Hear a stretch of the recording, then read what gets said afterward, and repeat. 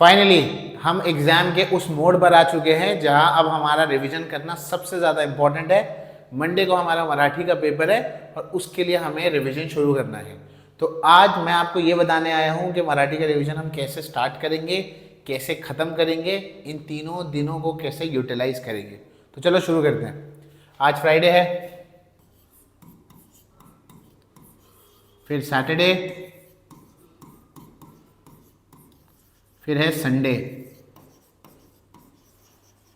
ये 3 दिन है। तो सबसे पहले दिन के हिसाब से बता दो कि करना क्या है। ठीक, तो सबसे पहले फ्राइडे को अपना लर्निंग पार्ट कंप्लीट करो। जो जो लर्निंग पार्ट है आपका एकदम पक्का होना चाहिए। अगर आप फ्राइडे से शुरू कर रहे हो तो लर्निंग पार्ट को पक्का करना है। लर्निंग पार्ट में आप क्या पक्का करेंगे? पोएम का एप्रिसिएशन पक्का करेंगे। जो भी पोएम के एप्रिसिएशन आ रहे वो, स्थूल वाचन यानी कि रैपिड रीडिंग जिसे कहते हैं, उसके ब्रीफ को कंफर्म करेंगे। कुछ 7 आपके पास पोएम्स है, 4 आपके पास रैपिड रीडिंग है, तो उसको कंफर्म करना है। देखो रैपिड रीडिंग में आप ऑप्शन में ले सकते हो 4। अगर आपके पास लेसन है रैपिड रीडिंग के तो उसमें से एक को ऑप्शन में छोड़ सकते हो, चलेगा।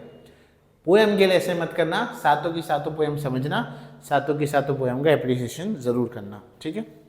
उसमें भी अगर पूछ रहे हो कि ज़्यादा चांस किसका आने का, तो भाई पहला भाग और दूसरे भाग से पोएम आने के चांसेस ज़्यादा होते हैं, तो उसको ज़रूर कर लेना, ठीक। तो ये अपना लर्निंग का और एप्रिसिएशन का पार्ट यहाँ पर आपका पूरा कंप्लीट हो जाना चाहिए, बराबर है। सैटरडे में आप क्या करेंगे? सैटरडे में आप मराठी का एक 3 आवर्स का पेपर लिखेंगे। 3 आवर्स एक पेपर लिखेंगे आप सैटरडे को, ठीक। और संडे को क्या करेंगे? जो मराठी का 3 आवर्स का पेपर लिखेंगे उसमें से उस मिस्टेक्स को, जितनी भी आपकी मिस्टेक हुई है उस सब को रेक्टिफाई करने की कोशिश करेंगे कि क्या क्या मेरी मिस्टेक हुई है, उसको मैं कैसे कैसे करेक्ट कर सकता हूँ।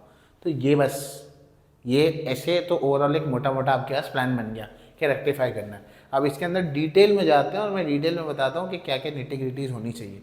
सबसे पहले देखो जो लर्निंग पार्ट है यहाँ पर, पोएम के अप्रिसिएशन और रिवीजन रैपिड रीडिंग जो आप करने वाले हैं, इसके साथ में ये अगर आपका पूरा हो जाता है जल्दी तो आपके लेसन्स पक्के होने चाहिए। लेसन में आप क्या पक्का होना चाहिए?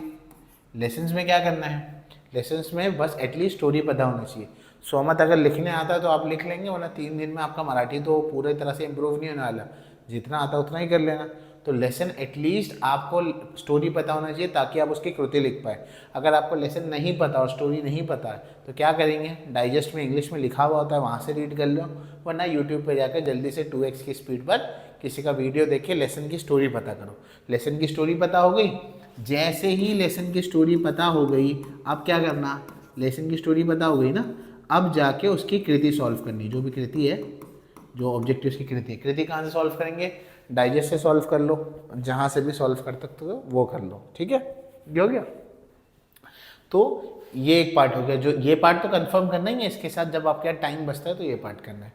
जो मराठी का 3 आवर्स का पेपर देंगे यहाँ पर, इसके अलावा अब आपको इसके अंदर और क्या चीज़ें करनी है देख लो। इसी दिन आपको ग्रामर भी देखना है, ग्रामर को रिवाइज करना है, राइटिंग स्किल्स को भी देखना है। 3 घंटे का पेपर देके पूरा दिन खाली थोड़ी बैठना है, बराबर। राइटिंग स्किल्स को भी एक बार देखना है। ग्रामर कैसे रिवाइज करेंगे ध्यान से बताता हूँ। 16 मार्क का ग्रामर आता है।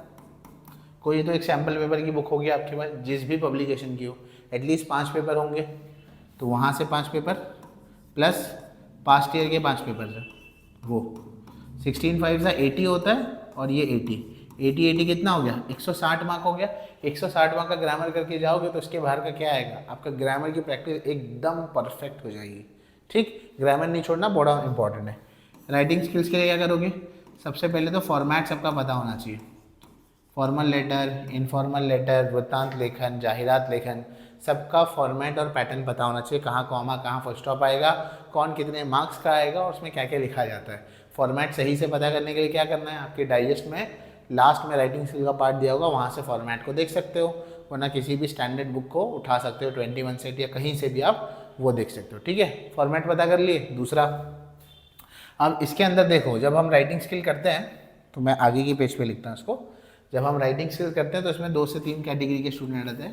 पहला, जिनको टॉपिक कुछ भी समझ नहीं आ रहा, पर डे कुछ टॉपिक ही नहीं समझ आ रहा।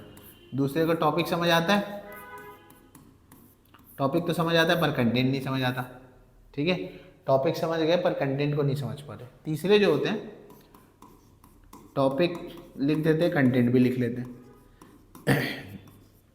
तो जिनको टॉपिक ही नहीं समझ आता तो वो क्या करेंगे, एटलीस्ट वो क्वेश्चन में से विषय और क्या बोलते हैं एड्रेस, इन सबको वेरीफाई करने की कोशिश करो। अब बोलेंगे सर टॉपिक नहीं समझ आता तो विषय कैसे समझ आएगा, मतलब एटलीस्ट 2 से 3 बार पढ़ो, कुछ तो लिखोगे, खाली मत छोड़ना, विषय कुछ ना कुछ तो लिख कर ज़रूर आना, ठीक है। तो यहाँ पर आइडेंटिफाई करो एड्रेस को, आइडेंटिफाई करो एड्रेस क्या है वो लिखो, सब्जेक्ट क्या है वो लिखो, बाकी चीज़ें लिखो, ठीक। अब जिनको टॉपिक समझ आता है वो क्या करेंगे, वो तो फॉर्मेट में एड्रेस वगैरह तो लिख लेंगे, पर कंटेंट में नहीं आता। तो कंटेंट में क्या करो, सैम्पल पेपर्स के अंदर जितने भी राइटिंग स्किल्स के टॉपिक है रोज़ उसको बार बार पढ़ो। टेक्स्ट बुक जब लेसन के लिए रीड करो तो उसको अच्छे से रीड करो, उससे ये होगा कि तुम्हारे दिमाग में ना मराठी के वर्ड्स बैठ जाएंगे और दिमाग उसी अलाइनमेंट में सोचने लगेगा 2-3 दिन लगातार। तो जब आप कंटेंट लिखने जाएंगे तो शायद आपसे कुछ वर्ड्स वहाँ पर अच्छे से निकले और आप वहाँ पर लिख पाएँ, ठीक। तो आप लोग क्या करेंगे, रीडिंग करेंगे, ज़्यादा से ज़्यादा रीडिंग करेंगे आप लोग।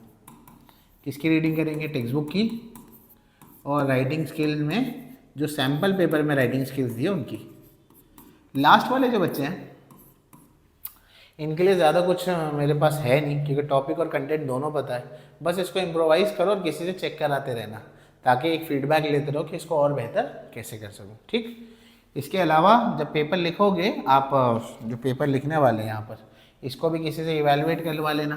और याद रखना 3 आवर्स का पेपर नहीं, आपके पास 2 आवर्स 50 मिनट्स में कंप्लीट करना है। बोर्ड में भी मान लो आपके पास 10 मिनट शॉर्ट ही होंगे, क्योंकि फॉर्मेलिटीज़ कंप्लीट करनी होती है, तो उसमें 10 मिनट आपको जाते ही जाते हैं, ठीक। तो इस हिसाब से मैंने इसको पेपर पैटर्न बना दिया है। और अगर मोटा मोटी चाहो तो एक दिन सारे लेसन देख सकते हो। एक प्लान ये भी है कि लेसन देख लो पूरे, पोएम देख लो, और बाकी राइटिंग स्किल ग्रामर्स वगैरह एक दिन देख लो। तो वैसा भी प्लान कर सकते हो, ऐसा भी प्लान है। तो 3 दिनों के लिए मैंने एक प्लानर आपको दिया है, तो इसमें समझ में आया होगा। इसके अलावा कोई डाउट्स और कोई हेल्प चाहिए तो कमेंट में मेंशन करो। Till then keep working hard, all the best.